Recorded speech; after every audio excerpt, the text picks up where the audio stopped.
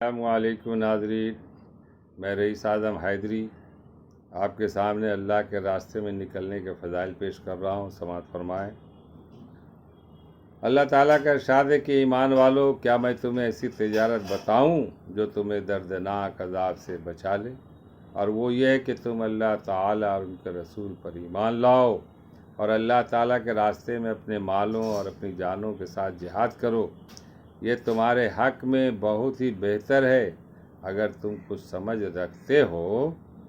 اس پر اللہ تعالیٰ تمہارے گناہ معاف کر دیں گے اور تم کو جنت کے ایسے باغوں میں داخل کریں گے جن کے نیچے نہریں بہہ رہی ہوں گی، اور عمدہ مکانات میں داخل کریں گے جو دائمی ہوں گے۔ یہ بہت بڑی کامیابی ہے۔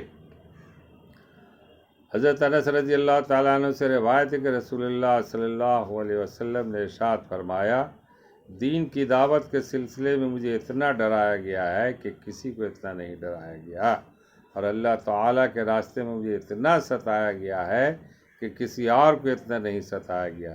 مجھ پر 30 دن اور 30 راتیں مسلسل اس حال میں گزری ہیں کہ میرے اور بلال کے لیے کھانے کی کوئی ایسی چیز نہیں تھی جس کی کوئی جاندار کھا سکے، صرف اتنی چیز ہوتی جس کو بلال کی بغل چھپا لے، یعنی بہت تھوڑی مقدار میں ہوتی تھی۔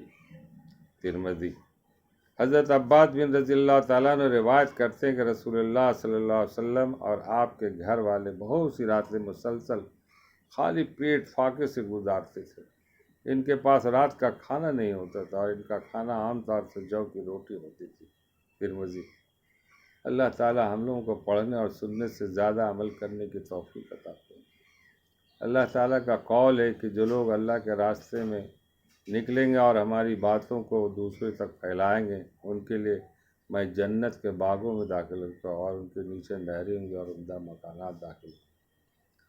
اور اللہ کے رسول صلی اللہ علیہ وسلم کے ساتھ کیا کیا معاملہ ہے، 30 دن 30 راتیں مسلسل خالی میں گزری، اور تھوڑی بہت کوئی چیز کھا لیتے تھے جو جان۔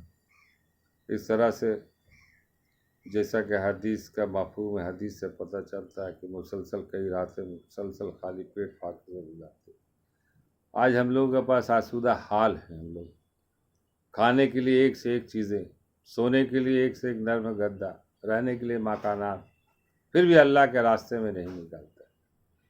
ہم مسلمان ہیں، ہمیں اللہ کے راستے میں نکلنا چاہیے۔ اللہ کی باتوں کو دوسروں تک پہنچانے کا حکم ہے۔ اللہ نے بندوں کو پیدا کیا 2 کام کے لیے، ایک دعوت اور دوسری عبادت۔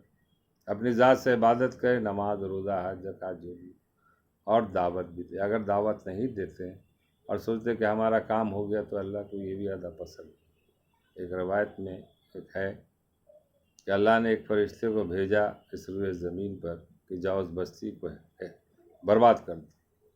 فرشتے آ کر دیکھتے ایک برگزیدہ بندہ اللہ کے ذکر و اذکار میں لگے ہوئے ہیں، بولے ایسے میں تو یہ بھی ہلاک ہو جائیں گے۔ تو وہ اللہ کے پاس جا کے بولے یا اللہ، وہاں تو ایک ایسا بندہ ہے جو آپ ہی کا دن رات آپ ہی کی عبادت کر رہا ہے، اور اگر ہم بستی کو برباد کرتے وہ بھی برباد۔ حکم ہوا کہ نہیں، اسی جگہ سے اور برباد کرتے، اسی جگہ سے اس بستی کو۔ بات سمجھ میں نہیں آئے، اللہ کے فرشتے نے اپنا کام کر دیا۔ تو اللہ تعالیٰ مخاطب ہو کے فرشتوں سے کہتے ہیں بات سمجھ میں کچھ آئی؟ بولے جی نہیں۔ بولے بے شک اس میں کوئی دو رائے نہیں، وہ اللہ کے ہمارا ذکر اذکار میں دن رات پڑ رہے تھے، میری عبادت، مگر ایسی عبادت بھی مجھے پسند نہیں۔ اگر وہ اپنے بستی والے، گاؤں والے، شہر والے کو چل پھر کر دعوت دیتے تو اور لوگ بھی میری طرف رجوع ہوتے، تو وہ صرف اپنے فائدے کے لیے، میں ایسے عبادت قبول نہیں کرتا، اس لیے اس بستی کو میں نے الٹ دیا۔ تو یہ ہے معاملہ، اور ہم لوگ تو آرام سے پڑے ہوئے، آرام سے کھا رہے ہیں، پی رہے ہیں۔ اللہ تعالی ہم لوگوں کو عمل کرنے کی توفیق عطا فرمائے، اور اس ویڈیو کو دور دور تک پھیلائیں۔ یہ بھی ایک صدقہ جاریہ ہے میرے بھائی۔ دنیا میں کچھ نہیں، چند روزہ زندگی ہے، 60-70 سال کی زندگی، اصل دائمی زندگی وہاں ہے جنت کے باغوں میں، وہاں رہنا۔